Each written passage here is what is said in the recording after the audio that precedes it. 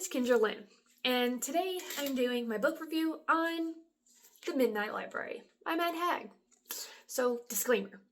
If suicide or depression at all makes you feel queasy or uncomfortable at all, I wouldn't recommend this book because there's a lot of it.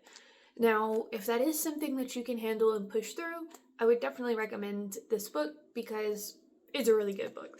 It's actually, in fact, the second time that I've read this book. The first time I read this book was back when it first came out, back in 2020.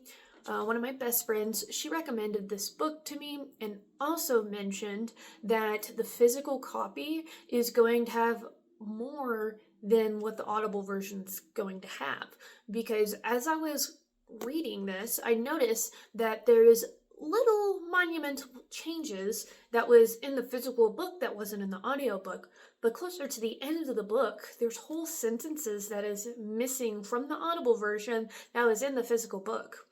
It's nothing that would, monumentally change the storyline by any means, but still, as a reader, I'd like to have the information. It makes you wonder, why would Audible leave those things out? It wasn't anything terrible by any means, but just wanted to let someone know if someone's an Audible reader like me, definitely you want to check out the physical copy because as a reader, it was really nice to be able to have those extra sentences, if you will. So, about the book, it follows a character named Nora Seed. And in the first few chapters, unfortunately, she has a series of tragic events that happen to her in the series of 48 hours. And in that 48 hours, she unfortunately decides she's going to end her life. And when she does that, she ends up in the Midnight Library.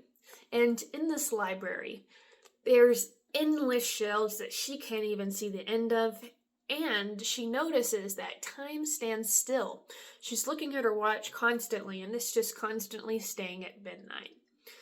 And there's this librarian named Mrs. Elm. She's a key character because she was Nora's childhood librarian growing up.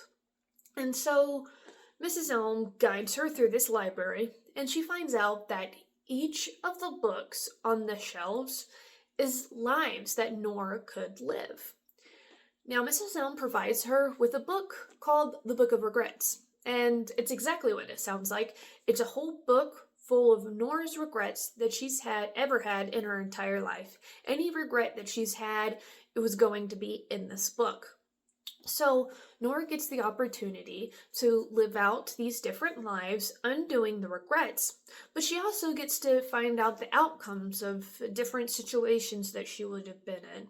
Like, for example, if she would have stayed in the band, what would have happened if they would have had a record label? Or if she was a glaciologist, what would have happened with that?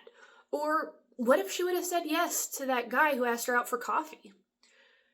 These stories and more is the lives that she lives, and I can't give any more details about the book, or unfortunately I would be doing a lot of spoilers, which I don't want to do because I want you to have the opportunity to read this book as well and enjoy it like I have. Now, there is a lot of motifs in this book. For example, one motif would be the books representing different lives that she could have lived. Now, the central motif in this book is regret is a sliding door. And each life that she lives, or I should say, each life branches out in the choices that we make. And so there's always going to be another door to go through that we get the opportunity to choose. We just got to have the want and the will to keep on going, to keep on choosing things in life. And not only is that in this book, but that goes for real life as well, for people that do suffer from depression and anxiety and things like that. This book can really be an eye-opener for people that deal with those types of things and can really make you think, we don't need to, live in these regrets because honestly, they really eat us alive, kind of like what it ate Nora alive a lot. As soon as we learn to let go of those things, we can really learn to live. Honestly, this book really shows you that you can really be anything you want to be you just got to go after and do it, and you got to have the drive.